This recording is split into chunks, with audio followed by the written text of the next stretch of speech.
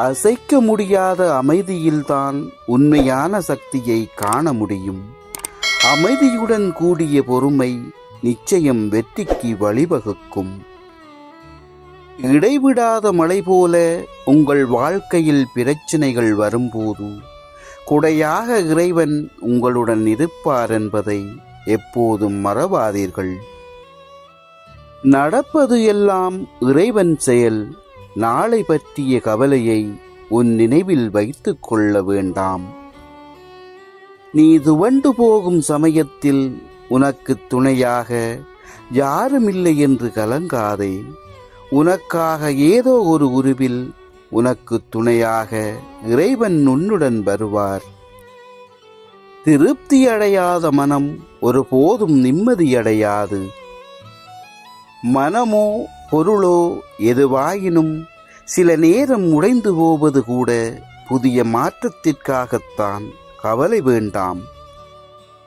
வன்முறைகளைக் கண்டு அமைதியாயிருப்பதும் ஒருவித வன்முறையே.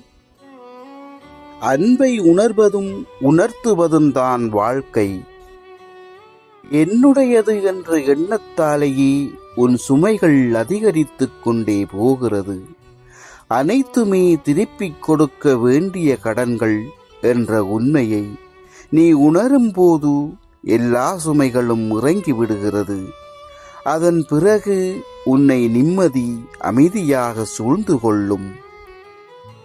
உனக்குள் ஒரு சூரியன் ஒளிர்ந்து கொண்டு இருக்கிறது.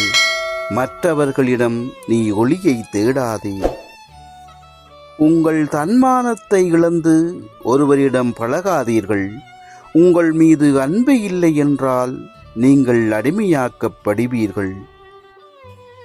உங்கள் ஆழ்மனதின் அற்புத சக்தியால் அடைய முடியாதது என்று இந்த பிரபஞ்சத்தில் எதுவுமில்லை. மற்றவர்களின் செயல்களை மாற்ற முயற்சித்து மனவேதனை அடைவதை விட உன் எண்ணத்தை மாற்றிக்கொண்டு வாழப் பழகுவது நல்லது. ஒழுக்கமுள்ளவனாகவும் நல்லவனாகவும் உள்ளவன் வேறு எதை பற்றியும் கவலையோ அச்சமோ கொள்ள தேவையில்லை.